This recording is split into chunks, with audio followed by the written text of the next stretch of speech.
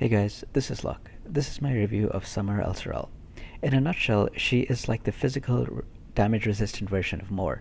Moore has a lot of skills to mitigate magical damage, and Summer Elisrelle is basically the physical damage mitigating version of Moore, in my opinion. So I'm just going to go over her skill set, and then I'm going to talk about what it means to be a unit that can mitigate physical damage, and is that better than Moore or worse than Moore? So I'm just gonna briefly touch on her TMR first. It's not. I don't think it's very special. Like, sure, you can give it to a unit that doesn't have any heals to give it some healing, but it doesn't really stand out to me. So I would never encourage anyone to get her just for the TMR. I think there's a lot better TMRs to use out there, unless you are very specifically in need of healing for some reason, and you can't afford a red mate or something. But anyway, um, first I'm going to start with her stats, and I'm going to focus on her agility. So her agility comes out to 62. This is very similar to Moore's agility, and it's also similar to Lowell. And I'm specifically talking about Lowell because Lowell, I think, has like 61 agility or something, and I don't play with Lowell myself, but Prodigy does. He has used her in class matches and many different things, and 61 agility, 60 plus agility doesn't sound bad, but in today's day and age, it actually is on the lower side because so many units not only have 60 plus agility, but they have stuff in their passives that increase agility by 12% additionally. So 60, 61, 62 is now actually on the lower side compared to units that were around before that have like not only do they have like 60 something agility or 158 agility, but they have additional passives that increase that by 12%, which is huge compared to like a unit that doesn't have any kind of way to increase their agility. So 62 agility itself is not bad. It used to be on the higher end, but now because so many units have agility passives, it's on the lower end. And from talking to Prodigy with Luell, one of her negative points is that she's slow, not just with the low agility, but because she's move 3. So move 3, jump 1, and 60 agility, that combination just makes her slow. So it's something to consider with Summer Elisrelle. Um, I mean, she does have a sub job ability to increase her move and jump by 1, but it's something to keep in the back of your head. 62 agility itself, it's not bad, but it's what it is. Um, Her magic is very good. It's actually very similar to Moore's. I think Moore's is like 515 or something. So it's a very good stat. I think it's actually one of like the top 5 magic abilities that magic stats that we have in the game right now. Her health is also not bad. It's similar to like the regular Zazan, and I've seen one yesterday where with the correct Espers and correct vision cards, you can get up to like 8k HP. So Elisrelle would also not have any trouble getting up to say like 8k HP if you really uh, put the right team on her. So she can be bulky, and if you look at her defense stat, she starts with 14, and she has a ton of stuff in her kit that increases her defense even more. So she is built to be like kind of bulky. Like, she's not as bulky as say Rain with like 5k HP, but for a mage, I think she's pretty bulky. She reminds me of Kilfei when she came out. Like, Kilfei had like a physical a damage shield, and she had some defense and some HP. So she's like a upgraded version of Kilfei. I guess that's a good way. Like the regular Kilfei, not the summer Kilfei. The regular Earth Kilfei. It's good that she has stop resistance because there are so many units now that do stop. So 50% stop, I'll always take that. It would be better if she also had disable, but stop is good. Now I'm going to go into her kit. I mean, we've already talked about scholars. Like Luell is a scholar. People are kind of familiar with scholars, I hope.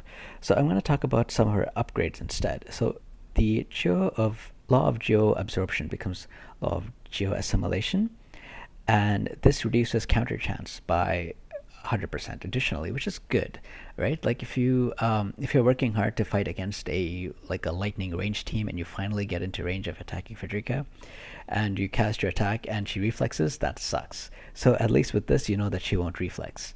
Also, this is a pretty new ability in the game right now, so I'm expecting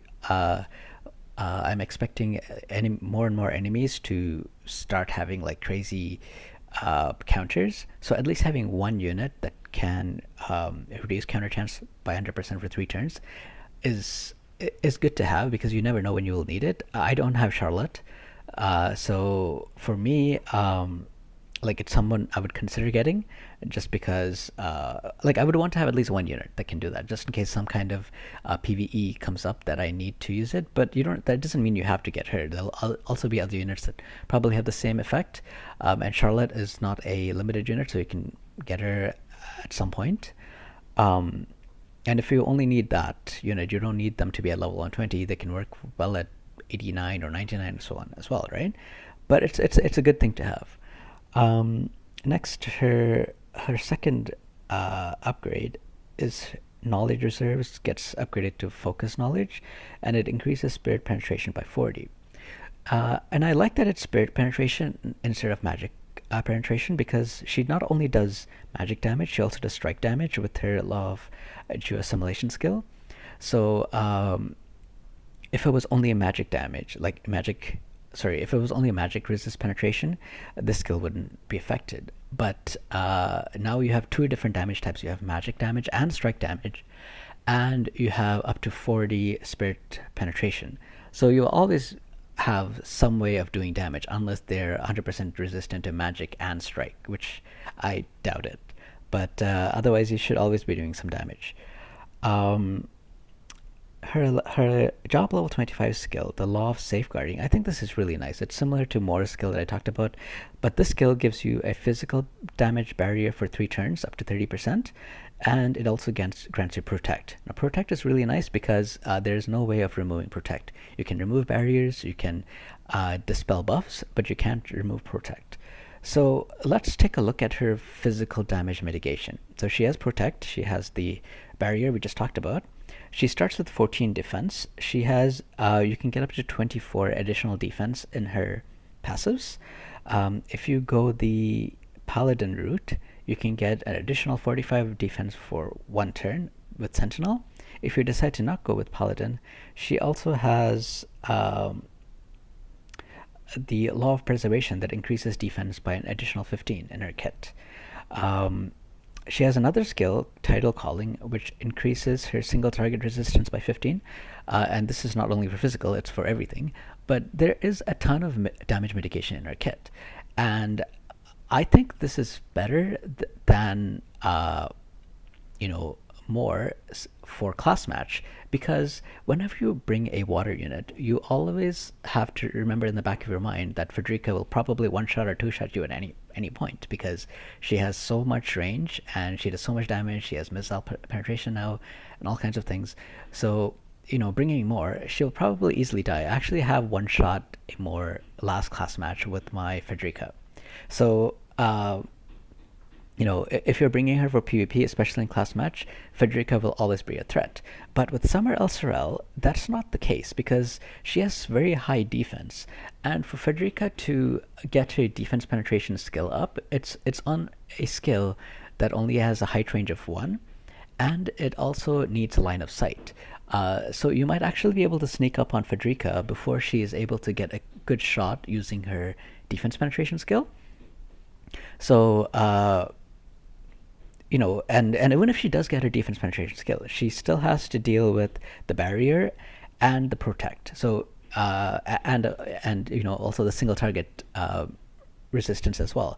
So I think I think Summer Elisrelle is actually a very decent unit for live PvP, just in terms of being able to resist Frederica, because any other water unit, they have a very difficult time to approach lightning missile teams. But Summer Elisrelle, I think, is able to turn the tide on that, just because her defense is so high, and she has protect, and she has a barrier, and she has single target resistance. So with all that, and also even if she does get, like, say, half damaged by the time she reaches Frederica, if she uses law of geo absorption, she absorbs 30% of the damage done. So she's able to heal herself, unless there is like a healing down condition in the CM like right now. But in general, she can heal back some of the damage that she takes. Um, so I think, with most water units, like with more, I was like, oh, I would like to use her, but I didn't, simply because I'm like, oh, it's going to be very hard to use her against Frederica. Um, but if that was my thing holding back water units, Summer Elisrelle would be the one that I would choose to invest in, because I feel like she has one of the best chances of going up against Frederica. Now, Cloud is probably going to release within a month, and Cloud has a barrier break skill, and he also is able to get up to 80% defense penetration.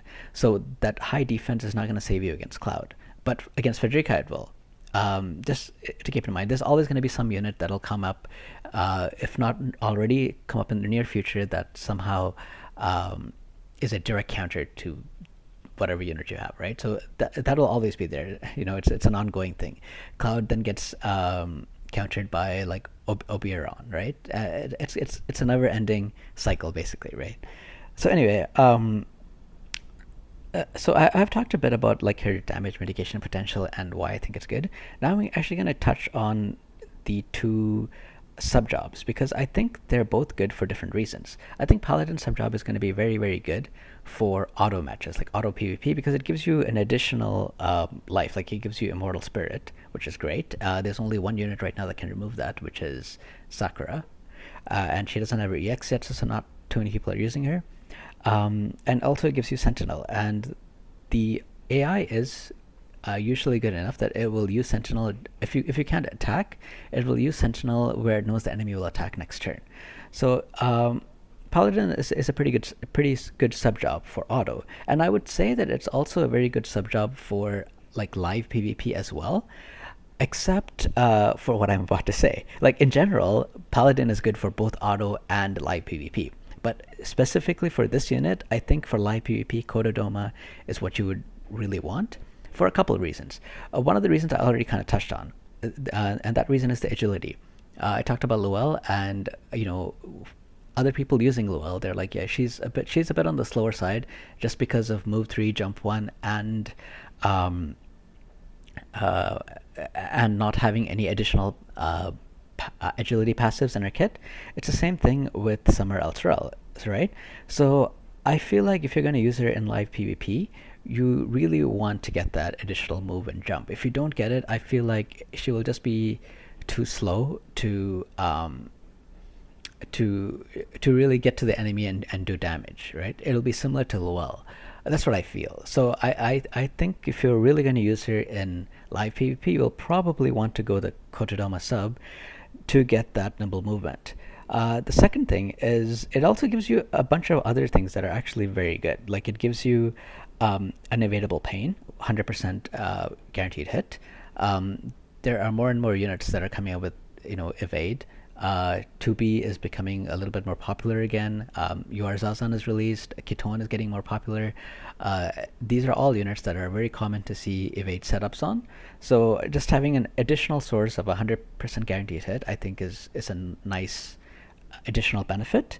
Also, Spirit Breaking Pain, like, she doesn't really have too much other what is it called, like CC in her kit. So having stun, which not a lot of units are built resistant against, is nice, because she's already going to have 97 faith, because she's a magic user. You will want to get her 97 faith. So having some additional kind of CC, just when you happen to need it, I think is good to have. So I think for those reasons, like unavailable pain, some CC with stun and confusion if you happen to need it, and especially nimble movement. I think those three, and the biggest factor there being nimble movement, is why I think you might want to use Kotodoma sub instead of Paladin for live PvP, especially for class match scenarios. But I can still see some people going the Paladin route anyway, just because they really don't want to give up the Immortal Spirit or the Sentinel. and which is fair. I think if I was running her, I would most likely go for the Kotodama just for the reasons I talked about. Her limit burst is very good with having a 100% hit chance. This is a magic type character, so she will already have a lot of AP, so the 63 AP cost isn't as much of a deterrent as on physical damage dealers as on her. But yeah, the additional instant cast 100% hit is fantastic. Um, and yeah, I mean, it has. It's too bad that it doesn't have range height 2. It has range height 1, so that's a little that sucks. But it is what it is, and I'll take it. Any additional source of 100% hit, I will always take. So I think she's good. Now I already knew all this information 2 days before, but I hesitated on bringing out this review because I wanted to also talk a little bit about the banners that she's on. Like if it was only a 7-day banner, I would very discourage people from getting her because you only have 7 days to get her unless you're a Veil and you have a ton of Vizier saved up and you really want to get her, then you go for it. But now that it's 21 days, you have some additional time to consider getting her, and if you are spending paid Vizier, you can do, say, the 60 paid Vizier a day for 5 shards over 21 days. That's like 105 extra shards, which I'll always take, right? So, I mean, it's better that the banner has been stretched out. Is it worth getting her, though? You always have to make that decision. I think she has potential. Just because of that really high defense stat. Like, you can get her up to, say, like 90%. Is it 90? Let's see, it's 14 plus 24 plus 45. I think it's like 70 or 80 defense.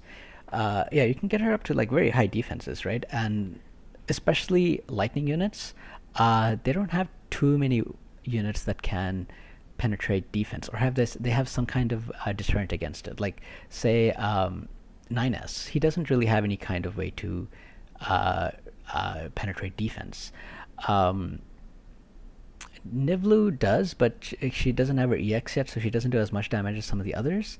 Federica, again, I talked about her already. She needs line of sight, and she can only do it from a height range of 1. So, I think Summer Elisrelle is pretty good. Like if it was a permanent unit, I would probably be like really really interested in getting her. But as a limited summer unit, it's kind of hard to make the call because it's very close to Cloud's banner, and Cloud is probably going to be countering her hard, and I'm sure a lot of people will be investing in Cloud. Additionally, if you are going to get her, you'd probably want to get her to 120 because there's no that law of safeguarding skill is just so important and does so much that you're really missing out a lot if you don't get that skill.